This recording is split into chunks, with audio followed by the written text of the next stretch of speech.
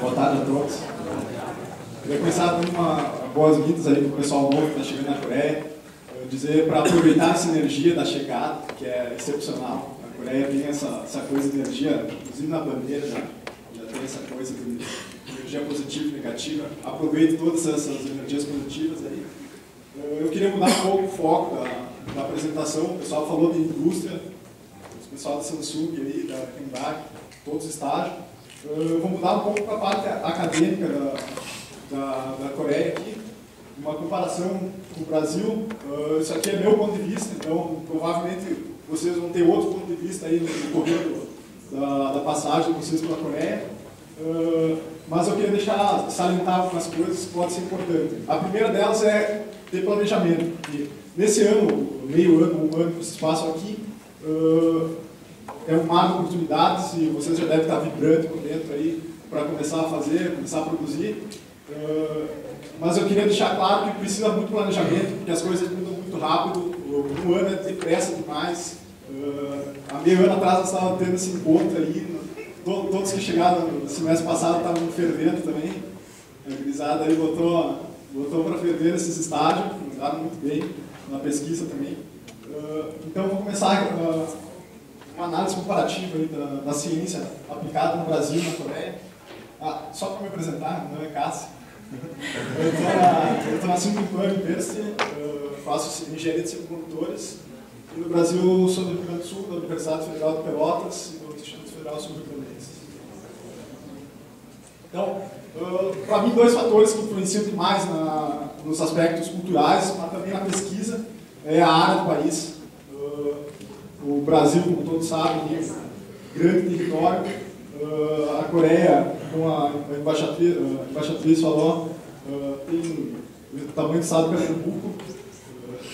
A população, então, brasileira é 4 vezes maior que a da Coreia, um país 85 vezes maior. O que acontece? A ciência brasileira foi criada em cima de aspectos agrários, ciências naturais, ciências da terra, pela extração, de minérios, enfim, entre outros.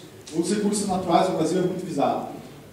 Isso vocês começam a ver quando estão no exterior, eu não tinha essa visão, mas vocês começam a ver que todo mundo conhece o Brasil pelos seus recursos naturais. A Coreia, portanto, como é um país muito pequeno e não tem muito recurso, até a embaixatriz falou que foi um país agrário, mas foi um país agrário porque não tinha mais nada, então era só arroz que se produzia aqui. Hoje em dia se produz um pouco de arroz, mas muito abaixo. Então, o que a Coreia fez para conseguir se tornar essa potência que é hoje? Conhecida por tecnologia, todo mundo aí que fez estágio conheceu as tecnologias de ponta que a Coreia oferece para trabalhos. Os Estados Unidos, que foi quem suportou a Coreia, esse crescimento, essa emergência, teve uma grande cooperação nisso, investimentos, e que fez a Coreia ter uma cooperação estreita e buscar os mesmos interesses que os Estados Unidos em questão de tecnológica. Então, eu vejo, perfil de países totalmente diferente. O Brasil e a Coreia, em princípio, não tem nada a ver, mas vamos avançar aqui. Além dos dados de área, eu queria mostrar o PIB, botar o PIB na jogada aí, que o PIB brasileiro é praticamente 2 vezes maior. 46%, o coreano 46% do PIB brasileiro. Então, vocês pensam, o estado de Pernambuco produzindo a metade do que o Brasil produz. Isso aí é realmente incrível. Isso aí me chamou muita atenção quando eu cheguei aqui. E eu comecei a filosofar em cima dessas coisas, por que isso acontecia. Mais ou menos, espero que fique claro para vocês. Guarda a história do PIB, vai voltar. Então, agora, para explicar o PIB, essa coisa de tecnologia do PIB, eu trago a universidade. A universidade tem um papel extremamente fundamental nisso. Diferente do modelo brasileiro, aqui na Coreia do Sul a universidade e a indústria têm uma ligação muito estreita. Então, as universidades têm os melhores pesquisadores de ponta. Não deve ser obrigação, mas quase a totalidade são PhDs, pesquisadores de ponta em suas áreas. Então, o perfil da Coreia é contratar pesquisador e não um professor, para deixar claro para vocês. ser professor aqui na Coreia é uma consequência. O cara primeiro tem que ser pesquisador reconhecido nos seus ramos. Esses olhos puxados ali não é do quadro, é muito café, que nem a Helena falou, é café. Café na veia. Então, as universidades contratam pesquisadores de ponta, que é os professores que vocês têm contato, só que o perfil do pesquisador aqui é diferente, porque é um perfil muito mais político, muito mais relacionado com a indústria. No Brasil não se tem isso. O professor também é pesquisador, mas é um pesquisador-professor. Aqui o cara se envolve com política. O meu orientador, por exemplo, é corriqueiro, assim, ele está em ausência, está viajando, por estar representando a Samsung em definições de padrões internacionais, então com EIP, com LG, entre outras empresas fortes. Então, o professor assume a responsabilidade da indústria. E cada professor tem um laboratório. Cada professor tem um laboratório na sua área de pesquisa. E isso que eu queria chamar a atenção de vocês, que além de estágio nas empresas, vocês têm, durante o semestre, vocês podem fazer estágio no laboratório, começar a pesquisa. Quem não tem pesquisa ainda, quem já tem que continuar.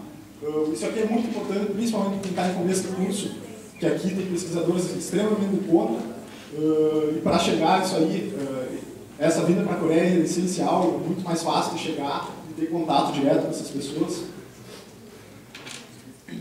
Então, a universidade tem essa conexão direta com o setor privado e os professores, com esses cargos, não cargos fixos, mas com cargos de consultoria, tem uma importância muito relevante, tanto que a Samsung, a carta de recomendação é um dos itens mais fortes do processo seletivo. E isso aqui não é uma coisa que acaba agora. Posteriormente, quando voltar para o Brasil, precisar da carta de recomendação, é muito importante ter nome de peso, pesquisadores importantes. Eu já conheci o meu orientador antes de vir para cá, porque eu trabalho na mesma área que a mim. E o cara extremamente de ponta, já tinha até referenciado meus artigos no Brasil. E chegar aqui e ter contato com esse tipo de pessoa é extremamente importante, sabe? Não tem como falar, porque é um conhecimento absorvido que não tem explicação. Além disso, eu queria puxar outra, além do PIB, da história do professor na indústria, eu queria puxar outro assunto, que é a produção científica. Aqui tem um ranking mundial, a imagem está muito boa, de baixa qualidade. Mas aqui a gente pode ver que os Estados Unidos lideram em primeiro, com o número de documentos publicados, a Coreia do Sul está em 13º, e o Brasil está em 15º. Isso aqui é a produção em todas as áreas de conhecimento. Então, além disso, patentes.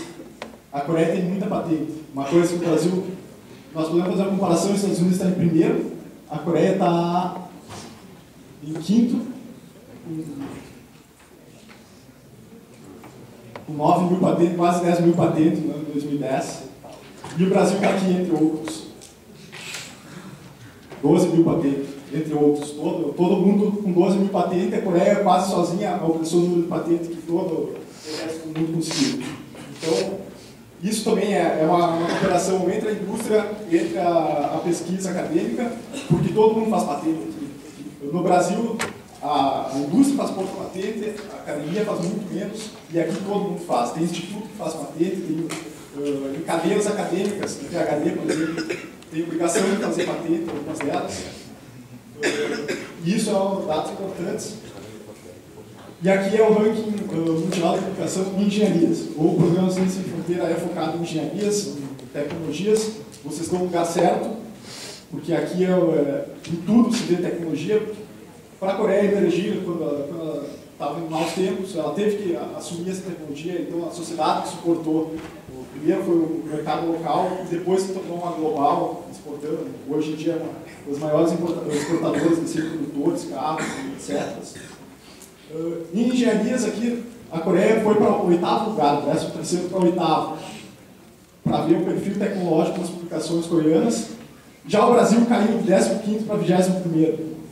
Então, isso é importante. Vocês foram selecionados no Brasil como alunos de excelência para ir para o exterior estudar. Eu acho que é extremamente importante cada um de vocês assumir a responsabilidade de crescer, de fazer o país crescer. Principalmente publicação, acho que é crucial fazer publicação no exterior. Aqui nós temos várias oportunidades de fazer eventos perto. E vocês, principalmente vocês que estão recebendo esse alto investimento, eu também, tu nessa parte, fazer crescer, fazer o Brasil melhorar nesses aspectos, que é o foco do programa. Então, para finalizar, eu queria agradecer o Daniel, que me abriu as portas do Embaixada para trabalhar lá pelo estágio, um mês. As gurias que estavam aqui presentes hoje, organizaram tudo. Foi excepcional para mim, abriu muitas portas. Foi fora da minha área, mas eu pude ter alguns contatos com a filosofia. Então, agradecido.